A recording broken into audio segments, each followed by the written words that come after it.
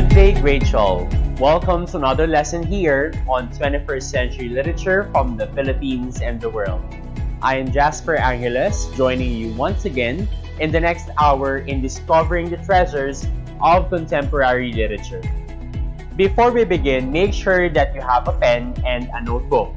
Jot down notes while listening. Last meeting, we began our discussion of 21st century texts. The first being an excerpt of a novel written by a Filipino writer.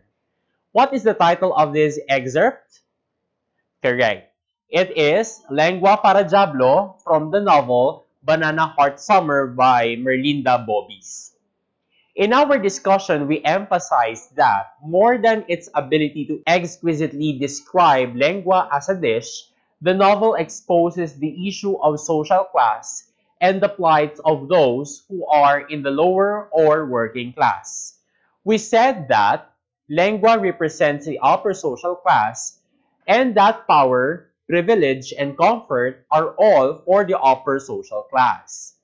We did not invent these claims, on the other hand. These things were the ones we have deduced from analyzing the text using contexts. I hope that by now you have developed the ability to use context in interpreting literary texts. Remember that as a critical student of literature, you don't only appreciate the text that you read. You likewise look for social issues placed under the limelight by the writer through his or her work. I know that you are more than ready to listen to another critical discussion of literature. Before that, of course, I want you to guess the title of the movie from which these pictures came from. Look at them. What do you think? Where have you seen them? What is the real name of this woman and this man? How about their fictional names? Alright, this woman is actually Catherine Bernardo, who played the character Joy in the movie, while the man is Alden Richards, who played Ethan. They were the main characters of the movie Hello, Love, Goodbye. It is a 2019 Philippine romantic drama film directed by Cathy Garcia Molina and produced by Star Cinema. The film follows Joy Fabregas, a struggling overseas Filipino worker, and Ethan Del Rosario, a bartender, as they attempt to reconcile their personal careers and love for each other in Hong Kong. More than the love story, on the other hand, I'd like to emphasize the realities of being a Filipino OFW in this movie. What do we mean by the word OFW? Correct. It means overseas Filipino workers. They refer to all Filipinos who went to foreign countries to work. Majority of them become DH. What do we mean by DH? Write your answer on the comment section, class.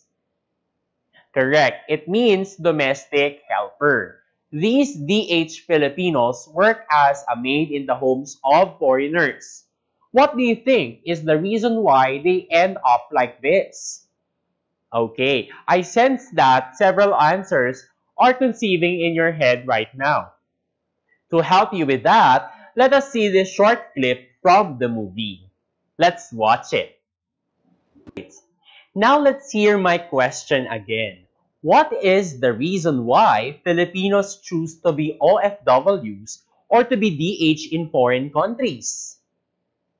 Alright, you've heard it from Joy, to support their families. They support them because they love their families. They, the OFWs, take the responsibility on their shoulders. They do not have a very happy life there, grade 12. If you have a relative working abroad, do not think that they are just sauntering around the streets of New York, of Milan, or of Hong Kong. They are working so that they can provide for their families or because they want to give their families a better life. Is Joy a college graduate? Okay, I think we have heard her say that she was. In the film, you'll also discover that she graduated as a nurse. But in order to eke out a living, she has to work as a DH in Hong Kong. Now, I'm not saying that Joy, our main character in the movie, is related with the protagonist of the literary piece we are about to discuss.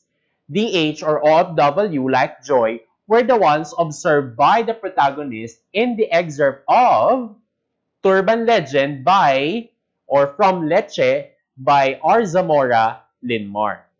Before we proceed with the discussion, here again is our objective class. Remember that at the end of all of our discussions, you as a literary critic must be able to write a critical essay on one of these texts. It depends on your subject teacher how he or she will give you that activity. Of course, when you write a critical paper, you use an approach or these contexts. Alright, so these ones have already been repeatedly discussed, right? Now, let's go back to the Turban Legend by R. Zamora Linmar. Like Lengua para Diablo, Turban Legend is an excerpt or a portion of a novel. Here we have Leche by R. Zamora Linmar.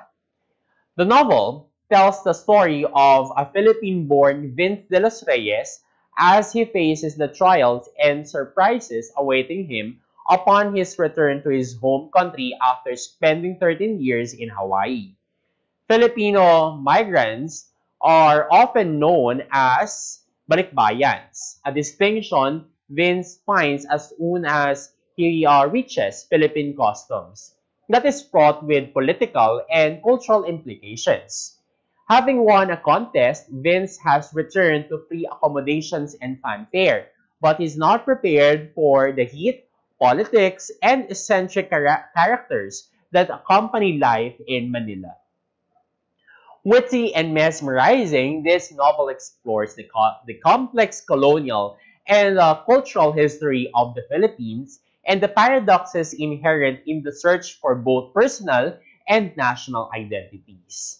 So, okay, the Vince that we have as protagonist is also a balikbayan observing his fellow balikbayans, OFWs who are in the departure area waiting for their flights back to Manila. With the descriptions used by the narrator of the novel, we can say that Turban Legend shows that Filipinos are indeed family-oriented people. People who would do anything for their families. Now, of course, this point remains to be an empty idea if we do not have evidences to support it. To give this some meat, we shall once again be using our knowledge of context. Let's begin with the biographical context. What does our knowledge of the writer tell us about how OFWs or balikbayans were described in this excerpt? Class, here is R. Zamora Linmar, the author of Leche from which we find Turban Legend. R. Zamora Linmar was born in Manila. He is a poet, novelist, and playwright who earned his undergraduate degree in Hawaii. You can also see here that he has lived in Honolulu, Madrid, and Tokyo. Alright, he is not necessarily an OFW, but we're sure that he was able to observe a lot of events when he was still in Honolulu, like seeing balikbayans pack up and check in their luggages, which turned out to be boxes. With this information, we can say that the author's experiences might have influenced the writing of the piece. Like Merlinda Bobis, the writer of Lengua para Diablo, R. Zamora Linmar has written about something that he must have seen about Filipinos who are this time OFWs. Now, to further prove that indeed Filipinos are family-oriented people, we will use these two contexts, the linguistic and literary contexts. Using literary context, class, we know that these are the elements that we are free to use in analyzing the text. Why these? Because in terms of genre, the literary piece we are reading is a novel. Again, we cannot look at the plot or the excerpt tells us only of the initial portions of the novel. As you all know, a novel contains multiple plots, so to talk about that would be ambitious for us. As for the characters, the only character accessible to us is Vince, the person who observed the setting which is Honolulu International Airport in Hawaii, which in the novel or in the excerpt was full of Filipinos carrying around their boxes. We can discuss the POV or point of view and the importance of that POV. We can talk about sociocultural issues instead of the theme of the piece. Alright, so we have limitations because this is a short piece. Nevertheless, we can still see some evidences to support our claim. Let's begin with the point of view of the excerpt. Let me read this initial point in the excerpt. Let's begin. By the time Vince arrives at the Philippine Airlines departure terminal, it is already bustling with restless souls who, with their balikbayan boxes, have transformed the terminal into a warehouse, as if they're returning to the motherland on a cargo ship rather than the Asia's first airline carrier. Now, based on this first point, what do you think is the point of view of the literary text? Correct. It is third-person omniscient point of view. Why this point of view? What linguistic evidences support this answer? Right. The use of third-person pronouns like their and they are manifestations that the point of view is indeed in third person. What is the importance of this point of view to our claim a while ago? Class, didn't we say that Filipinos are family-oriented people? To prove these using evidences, the source of observations must be a reliable narrator. The third-person omniscient point of view is the most objective and trustworthy viewpoint because an all-knowing narrator is telling the story. It does not have biases because it operates as an outsider looking in person, unlike the first-person narrator who can or would be able to be one of the characters in the piece. Their thoughts might influence them in the description of things they see. Alright, so at least we know that the excerpt was narrated objectively. Let us proceed with the setting, the physical setting of the piece. Going back to this point in the excerpt, which item mentioned here is the one related with Filipinos? Comment your answer, class. Which word, which item was related with Filipinos? Okay, the balikbayan boxes. If there is a picture to reflect this in, I think that this would be the picture. The best picture that I can give for the description. I think that this one is actually mild, for the narrator told us that there were piles of boxes, all of which are owned by OFWs who would go back to Manila. Everywhere Vince turns are boxes. Boxes and more boxes. Boxes secured by electrical tape and ropes, an exhibit that should take place none other than here at the Honolulu International Airport, he laughs, as he imagines an entire terminal buried in the Filipinos' most popular and preferred pieces of luggage. In this part of the excerpt, Filipinos have been related once again with their boxes, which were even more termed here as their most important or popular and preferred pieces of luggage. What do these boxes contain and what for? Alright, if you are Filipino, you would know, but of course, we're pretending to be a person who has not known this culture in the Philippines. So let's see the contents of the boxes here. With the balikbayan box, Filipinos can pack cans of Hormel corned beef, Libis Vina sausage, Folgers, and Spam. Perfume samples, new or hand-me-down designer jeans, travel-sized bottles of shampoo, conditioner, and body lotion gleaned from Las Vegas hotels, and appliances marked with first world labels. Why do they take these things home? Again, socioculturally, we know the reason. But I think if you are someone who has not been acquainted to this culture, looking at the last part of the excerpt would give you an idea as to why they pack their boxes with these things and why they come home bearing all of these. Filipinos will even throw themselves into these boxes, as was the case of the overseas contract worker in Dubai. It's not the mechanics that matter. It's about the drama. The extremes a Filipino will go to just to get back home or just to be back home for Christmas with his family. Alright, in this part, we were introduced to the idea that Filipinos who are in this case OFWs come home with boxes bearing imported goods for their families. It's like your classical stories of a poor family whose mother carries with her things that her children can eat. They would really do everything for their families, and I think everyone would agree to the idea that Turban Legend, that story about a Filipino throwing himself in a box for him to get home, is not only a legend or nonsense, but a symbol of sacrifice Filipinos are willing to do for their families. Why do they do this? We just go back to what Catherine Bernardo say in the clip. They have no choice.